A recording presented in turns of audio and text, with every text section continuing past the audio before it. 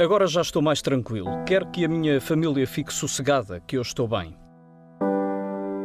Eles não batem às pessoas, é gente boa.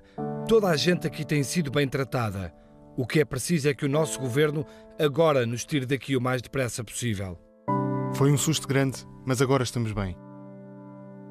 As cartas foram publicadas na edição do Jornal de Notícias, a 28 de junho de 1980, escritas pelos 15 pescadores sequestrados pela Frente Polisário, quando ainda estavam no deserto como reféns. Foi a forma encontrada para fazer chegar aos familiares a mensagem de que estavam todos bem. Eu estou bem. O que o governo deve fazer é mandar-nos embora logo que possível. Quero mandar beijinhos para a família. Nós estamos bem e quando eles quiserem, nós vamos embora. Damo-nos muito bem aqui com os polisários. Talvez os convidemos para irem à Romaria da Terra porque são merecedores. Que hei de eu dizer para os meus? Pois digo que estamos bem, somos bem tratados, estamos numas férias mais ou menos forçadas. Diga lá à minha mulher e à minha filha que não fiquem preocupadas. Vamos a ver o que é o futuro. Deram-nos uma a cada um. E o pincel. Domingos Pereira do Carmo ainda guarda os tojos de barbear que os elementos da Frente Polisário lhe deram em 1980. Foi um dos 15 pescadores sequestrados há 37 anos pela Polisário. Na altura tinha 55 anos, hoje tem 92.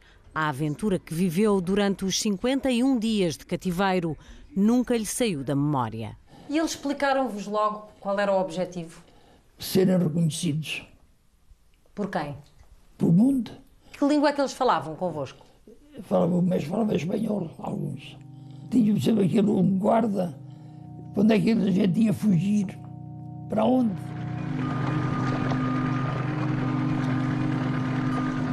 O rio Voga andava há uns dias na faina, ao largo do Saara Ocidental, quando foi abordado e apresado por uma unidade de comando da Frente Polisário. Foi a 4 de junho de 1980, por volta das 11 da noite. Depois estávamos a ter um jantar, aparecem a bordo, 2 ou 4 foi.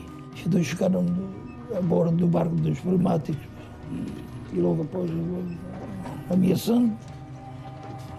E saber logo quantos éramos, que isto todos ali juntos. Eu ainda me escondi dentro dos camarotes da proa, onde estava lá em cima. Falta um, diziam os gajos.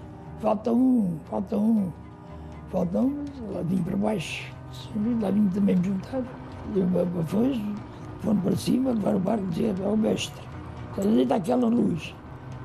Dizia-lhe o mestre, não, aquela luz está a dar, aquilo é em terra. Não é nada. Era tudo, encalhou.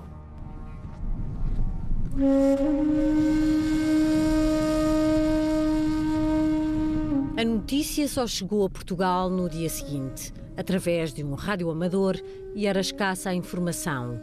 O arrastão português Rio Voga tinha sido avistado, encalhado, próximo de Dacla, antiga Vila Cisneros, nas águas territoriais do Saara Ocidental, sem tripulantes a bordo.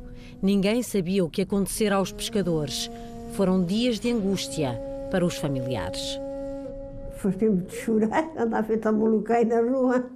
Toda a gente dizia aqueles que não vinham mais, aqueles que iam matá-los, porque aquilo que estava em guerra. Fazíamos a mínima ideia do que estava a passar, não conhecíamos aquela gente lá nenhum. Quer dizer, levaram-nos os homens, levaram o meu pai sem saber o porquê. O meu marido estava, e estava um irmão dele, e estava um cunhado, 3 logo, da família. Começou-se a juntar a família toda para sabermos o que se passava.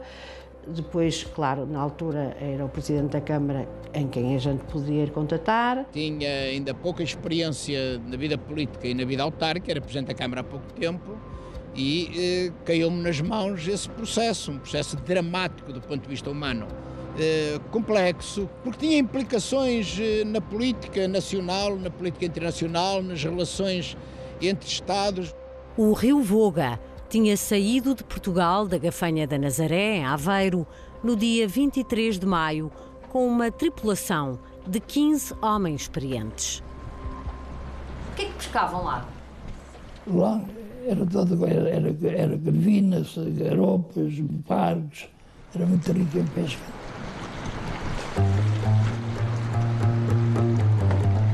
Era de facto uma zona muito rica em pesca, mas também era considerada uma zona de conflito pela Frente Polisário, criada em 1973, primeiro para lutar contra a Espanha colonizadora, depois para combater a anexação de Marrocos.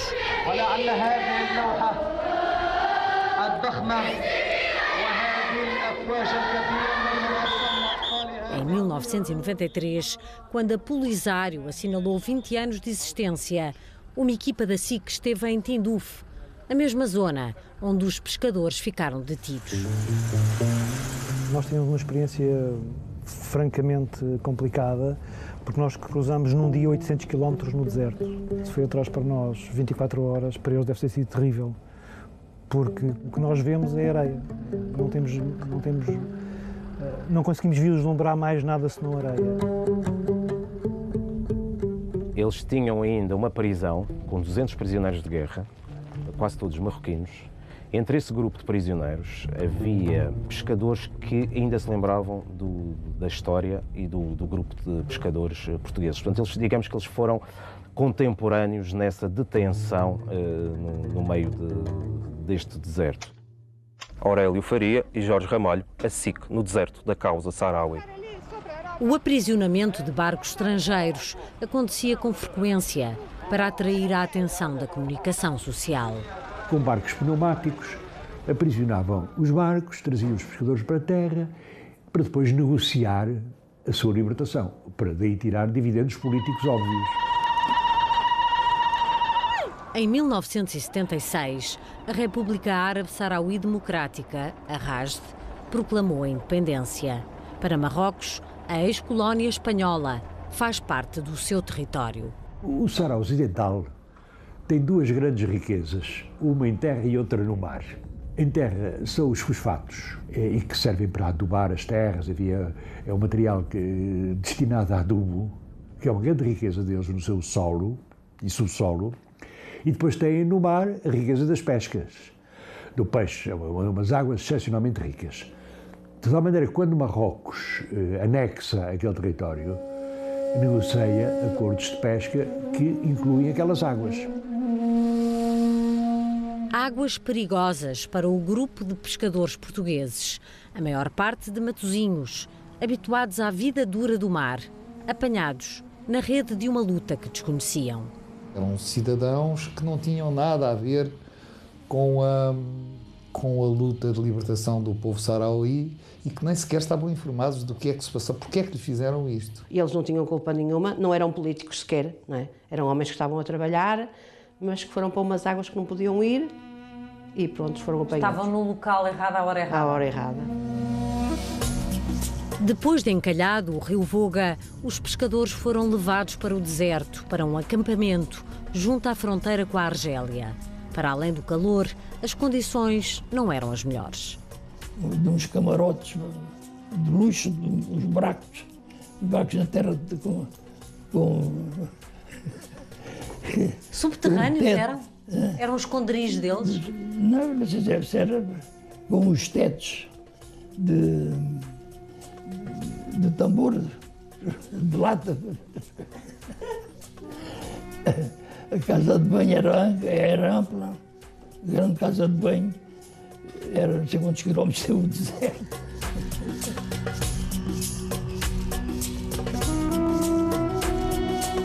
O pai, para ele, aquilo depois contava aquilo como uma aventura. Pronto. Em festas era o prato do dia, vinha logo com essa, mas contava sempre com um lado de alegria, de fazer o pessoal rir e não chorar. A comida era lá que eles lá têm. Na ruim, mas não estamos habituados aqui. Deram-nos então 3 vezes carne de camelo, é boa, mas é bacia. Depois o meu marido começou a fazer ele comer. Eu disse aos policiais, traga as coisas e eu faço comer. E assim lá estava aqueles temperos, olha, traga-me isto, quando vier agora aqui, traga uma cebola, mas é tudo assim, um comer feito à sorte. Mas depois os policiais já queria comer com eles. Gostava de comer que ele fazia e já queria comer com eles.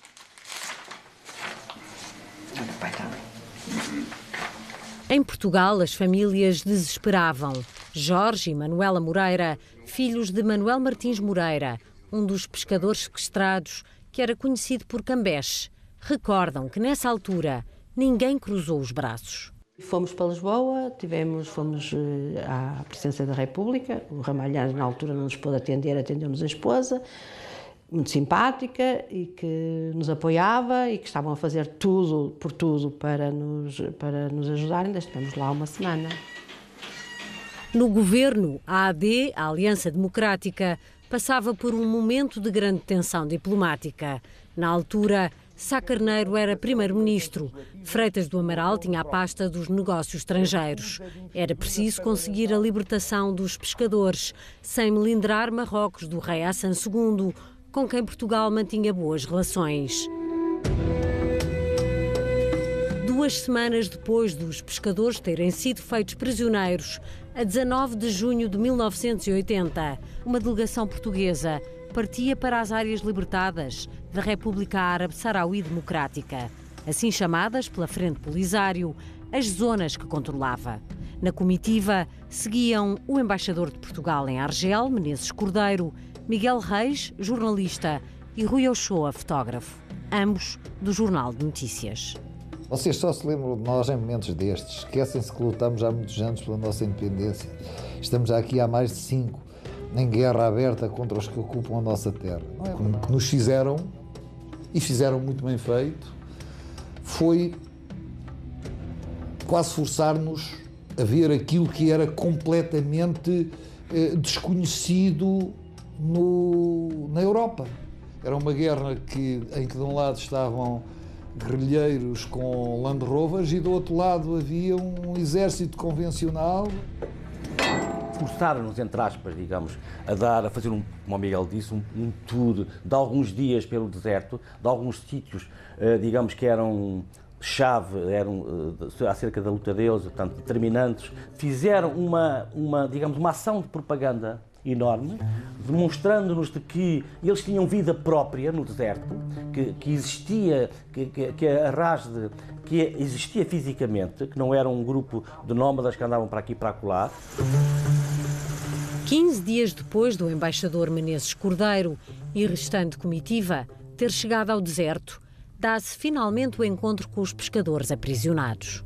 Na véspera de regressarmos, à meia da tarde, foram-nos buscar à tenda onde já estávamos e, de repente, entramos numa outra tenda que estava a 50 metros, fomos a pé e estávamos os pescadores todos lá dentro. Foi uma grande emoção. Agarraram-se a nós e choraram e eles eram prisioneiros, portanto, sentiram na pele o que é ser prisioneiro. A partir desse momento, Miguel Reis e Rui Ochoa percebem que desempenham um papel determinante em todo o processo negocial. Nós temos a noção de que temos que difundir estas imagens, estas dos campos de batalha, estas mensagens relativas à grande vitória do povo saharaui sobre o exército colonial do rei Hassan II, porque se não fizermos isto, estes tipos vão ficar aqui e a gente não consegue tirá-los daqui. Em 1980, Luís Moita dirigiu o Centro de Informação e Documentação Amílcar Cabral, organização não governamental criada após o 25 de Abril, que tinha como objetivo a independência das colónias e apoiava causas como a da Frente Polisário. Luís Moita acompanhava todo o processo dos pescadores, quando recebeu uma chamada com instruções da Polisário para apanhar o avião para Argel. Julgava que a viagem seria para agilizar o processo negocial. E o que é facto é que eu chego lá, está um companheiro da Frente Polisário à minha espera no aeroporto. Portanto, isso funcionou bem. Levou-me para um hotel de luxo, dos melhores hotéis de Argel. E quero acreditar que eu estou ali 48 horas, isolado, numa gaiola dourada, sem ninguém me dar cavaco, sem conseguir contactar com ninguém. Até que, passadas essas 48 horas, O mesmo senhor que me tinha ido esperar ao aeroporto vai-me buscar ao hotel, vai-me pôr no aeroporto sem explicações. Chego a Lisboa, compreendo que estão em curso negociações a outro nível. Entretanto, o primeiro-ministro Sá Carneiro tinha incumbido Luís Fontoura, o responsável pelas relações internacionais do PPD-PSD, de resolver a questão dos pescadores. Fontoura deslocou-se 2 vezes ao Saara Ocidental e conseguiu a libertação dos prisioneiros.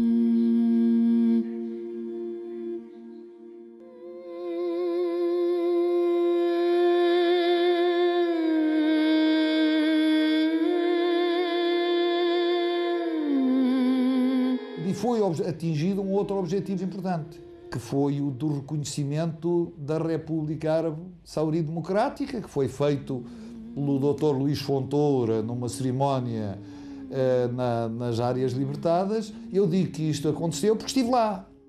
A 24 de julho, os 15 pescadores do Rio Voga chegam finalmente a Portugal. À espera no aeroporto de Lisboa estavam familiares e amigos. Viveram-se momentos de grande emoção.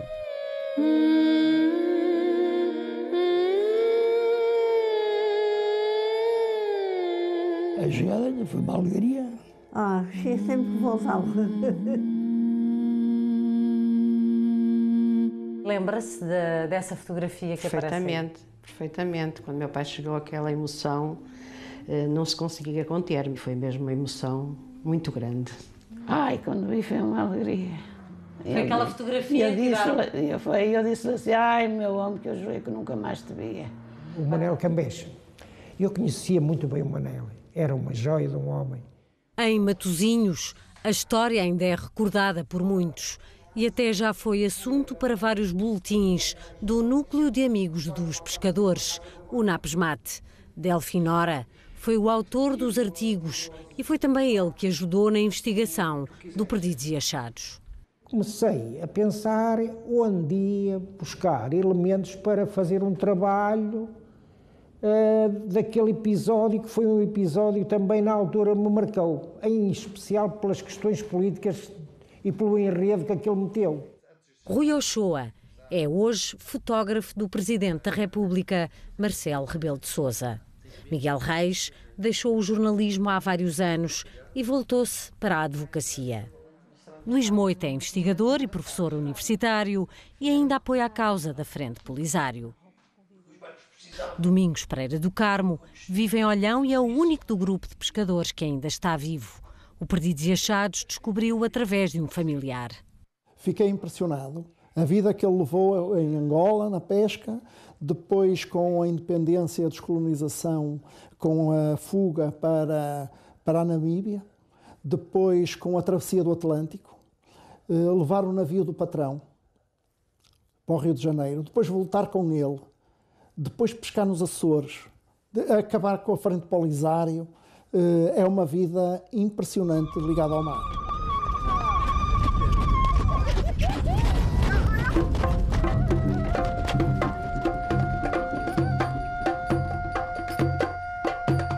Em 1984, a maioria dos países da então Organização da Unidade Africana reconhece o Saara Ocidental como nação independente. A República Árabe Saharaui Democrática é incluída como novo membro. Marrocos decide então deixar a organização. Até que em 2016, o rei Mohamed VI manifesta vontade de reintegrar a União Africana, o que vem a acontecer no início de 2017. Marrocos considera a antiga colónia espanhola parte integrante do reino. A Frente Polisário reclama um referendo de autodeterminação. O Saara Ocidental está na lista de territórios não autónomos das Nações Unidas desde 1963. A resolução para o conflito permanece, por enquanto, uma miragem no deserto.